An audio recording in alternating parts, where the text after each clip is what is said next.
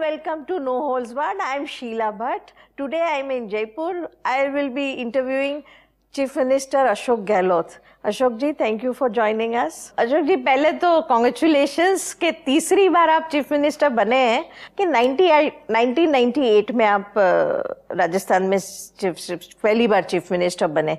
1998 का राजस्थान और तब की पॉलिटिक्स और आज 2019 उसकी पॉलिटिक्स में कैसा फर्क लगा? कितना राजस्थान में और राजस्थान की पॉलिटिक्स में फर्क आया है? देखिए, पॉलिटिक्स में भी आया है, समाज में भी आया है और आर्थिक रूप में स्थिति मजबूत हुई है. रात दिन का फर्क है उस वक्त में. उसमें अकाल सुबह पड़ते रहते थे. बाद में जब यूपीए गवर्नमेंट बनी और डॉक्टर मनमोहन सिंह जी ने, सोनिया गांधी जी लेके आई वो नरेगा, नरेगा, उसके बाद में हालात बिल्कुल बदल गए. पहले अकाल सूखा पड़ते ही चाहे गुजरात हो चाहे राजस्थान हो, महाराष्ट्र हो, मध्य प्रदेश हो, चिंतित होते थे क्या होगा. रोजगार दो अलग से, फिर गायों के लिए चारे का प्रबंधन, पीने के पानी का प्रबंधन, सारे काम करने पड़ते थे उस वक्त में. अब आपका नरेगा आने के बाद में बहुत कुछ राहत मिली है, बहुत कुछ राहत मिली है. और फॉर्चुनेटली मानसून भी बदला है, मानसून भी बदला है, कोई फर्क पड़ा तो बहुत बड़ा फर्क पड़ा. हालांकि पिछली गवर्नमेंट ने अभी नरेगा को कमजोर कर दिया, वापस हम मजबूत कर रहे हैं, वो अलग बात है. परंतु कानून बना के रोजगार देना पब्लिक को बहुत बड़ी बात है. पर ये आपकी ऑफिस में हम बैठे हैं जहां आप 1998 में आए और 2019 में आए, वो राजस्थान और आपका पूरा सिस्टम बहुत बदल गया है कि राजस्थान अंदर से सिस्टम कैसा लग रहा है? सिस्टम तो वही चलता है, सिस्टम तो चलता है, सिस्टम तो काम करता ही है. सिस्टम का अपना एक अलग इम्पोर्टेंस भी है और कुछ कमियाँ दूर करते रहते हैं. जैसे मैं लेके आया था गारंटी एक्ट लेके आए थे, पब्लिक सर्विस डिलीवरी. यस. उसके साथ में एक और एक्ट लेके आया जो कंट्री में कहीं नहीं है, राइट टू हियरिंग एक्ट, की सुनवाई का अधिकार भी पब्लिक को दिया हमने. वो बात जुदा है कि सरकार बदल गई और इन्होंने उसका उपयोग नहीं किया. तो पब्लिक को सुनवाई का अधिकार देने का मतलब होता है. 5 साल पहले आप जब हारे थे और वसुंधरा जी आई थी, तब आपको और आज के राजस्थान में आपको और कौन से बड़े परिवर्तन लग रहे हैं जो आज जिस पे आप काम करेंगे, जैसे कि शिक्षण में है? देखिए, वसुंधरा जी को बहुत अच्छी चांस मिली थी. 163 सीटें मिली इनको, जो मैं समझता हूँ कि मुझे मिली थी 156 98 के अंदर, वो हाईएस्ट थी. इनको मिली 163, मुझसे ज़्यादा थी, 7 सीटें थी. पर जितना सीरियस होकर मैंने काम किया 98 के अंदर, उतनी लापरवाही रही वसुंधरा जी की रही सरकार चलाने के अंदर, गवर्नेंस में. जैसे उसका कोई उदाहरण दीजिए. नहीं, कुछ शासन किया ही नहीं उन्होंने, लापरवाही रही पूरे 5 साल तक. पता नहीं क्यों. पूरा प्रदेश जानता है कि तमाम हमारी स्कीमों को कमज़ोर कर दिया जो चल रही थी, वेलफेयर स्कीम थी. रिफाइनरी बड़ा प्रोजेक्ट था, मेट्रो आना था जयपुर में 2nd फेज, आदिवासियों में जाना था ब्रॉड गेज बारफाड़ा डूंगरपुर में, कोच फैक्ट्री आनी थी भीलवाड़ा के अंदर. दवाई में अच्छा और नहीं, टोंक करौली के अंदर ट्रेन की बात थी. काम शिलान्यास हो गए, सब काम हो गए. इन्हें 5 साल तक वसुंधरा चर्चा भी नहीं हुई उनके बारे में. पर दवाई गांव-गांव में मैंने काफी डिस्पेंसरीज देखी थी, अच्छी चल रही थी. सरकार दवाइयाँ भी दे रही थी, दर्दियों को राहत भी थी. जो हमारी स्कीम थी, हाँ, फ्री मेडिसिन की, फ्री जांच की, जिसमें हमने डायलिसिस भी फ्री कर दिया, सोनोग्राफी भी फ्री कर दी, ब्लड टेस्ट फ्री कर दिए. उन स्कीमों को इनको और बढ़ाना चाहिए था बड़े रूप में. उसकी बजाय ये भामाशाह एक नई योजना लेके आए. फिर कन्फेडरेशन हो रहा था केंद्र से, उनकी दूसरी योजना है केंद्र की. तो ये समय उसमें बर्बाद होता गया. आपको कब लगने लगा था ये इलेक्शन होने के कितने महीने पहले कि जब आपको लगा कि कांग्रेस की सरकार आएगी? ऐसा क्या हुआ था, कौन से जब आपको लगा कि अब आपकी सरकार आएगी? नहीं, तो कंटिन्यूस उनका ग्राफ नीचे जाता रहा. वसुंधरा जी का ग्राफ नीचे लगातार जाता ही रहा. जब से सरकार बनी थी ना, उसके बाद जितने बाई इलेक्शन हुए, सब बाई इलेक्शन हम लोग जीते. सो अशोक जी, पर्सनली कैसे सोचते हैं कि तीसरी बार सीएम बनना, तो वो तो नसीब की भी बात होगी. मेरे को, मैं तो जीतता हूँ तो ही मैं उस ढंग से काम करता हूँ। मैं अपनी ड्यूटी समझता हूँ कि मुझे पब्लिक की सर्विस करनी है, राजस्थान की सेवा करनी है। जब मुझे दिल्ली भेजा गया तब भी मैंने राजस्थान वालों को कहा था मैं थासू दूर नहीं, मतलब हिंदी में मैं आपसे दूर नहीं हूँ, मेरा ये स्लोगन था उस वक्त में भी। और फॉर्चुनेटली मुझे जिम्मेवारी मिल गई हाई कमांड से कि आपको मुख्यमंत्री बनना है, तो मैं आ गया। कुछ लोग मानते हैं कि जब आप यहाँ हार गए फिर आप दिल्ली आए और आप राहुल गांधी के नजदीक आए और उनके साथ काम करने का मौका मिला, इसलिए आप तीसरी बार सीएम बन सके। ये किस्से कहानी चलते रहते राजनीति में। हाँ? ये किस्से कहानी, ऐसा क्या है आपको राहुल गांधी के साथ काम करके लगा? किस्से कहानी चलती रहते हैं। राहुल गांधी जी की पर्सनालिटी एक्स्ट्राऑर्डिनरी है। देखिए आरएसएस और बीजेपी ने जिस प्रकार से उसको डैमेज करने का प्रयास किया, षड्यंत्र किया कहना चाहिए, वो षड्यंत्र चला नहीं। गुजरात के अंदर सबकी पोल खुल गई, सबके मुंह पे ताले लग गए कि ये आदमी कुछ सोचता देश के लिए, गांव के लिए, गरीब के लिए, किसान के लिए, युवाओं के लिए। तो ये वो एक कैंपेन लंबा चला था वहाँ।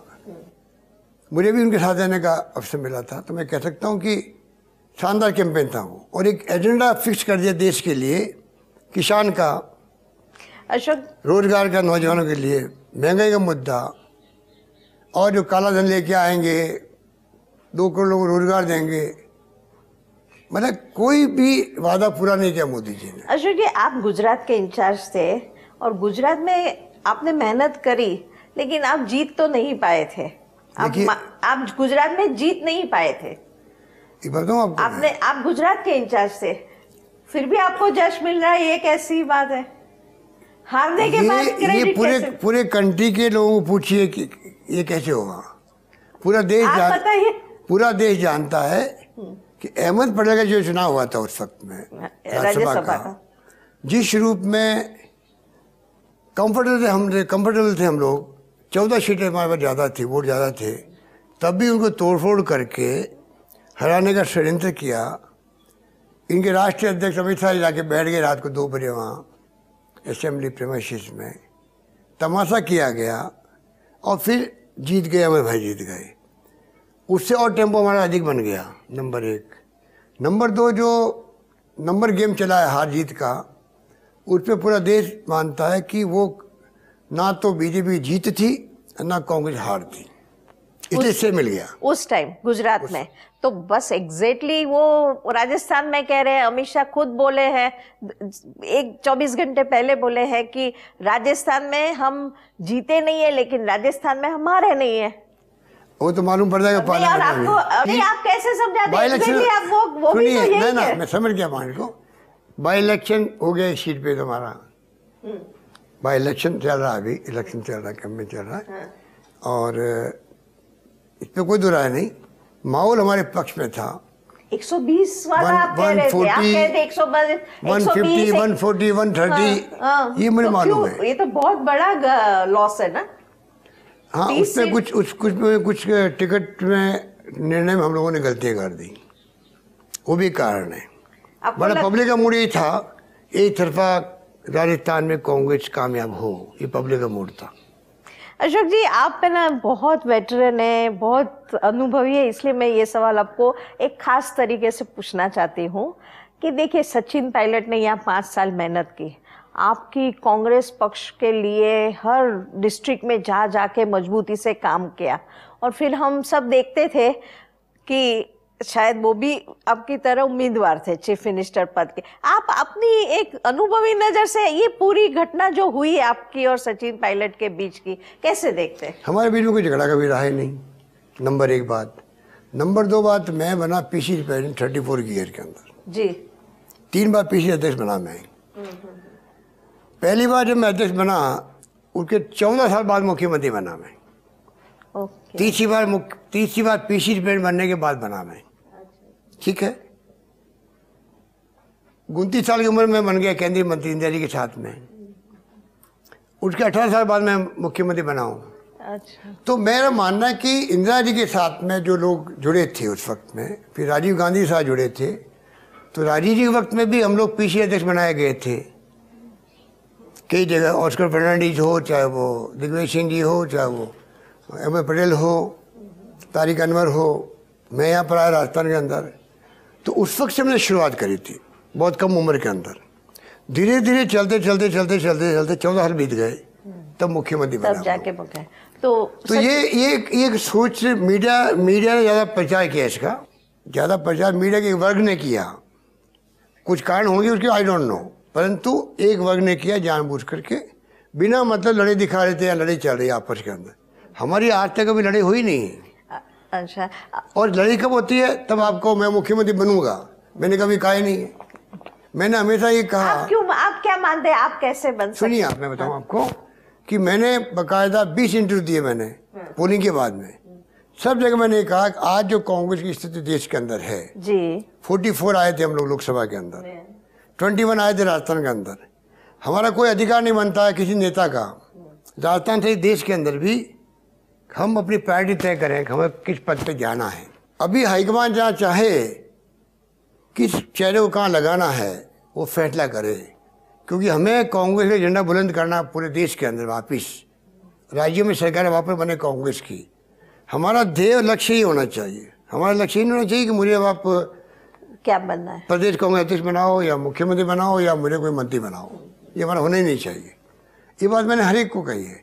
हाईकमान फैसला करेगा वो हम सबको मंजूर होना चाहिए। कि अशोक जी, आप क्या सोचते हैं कि जब आपके लिए फाइनल डिसीजन हाईकमान ने लिया, उसके पीछे मेन रीजन क्या होगा?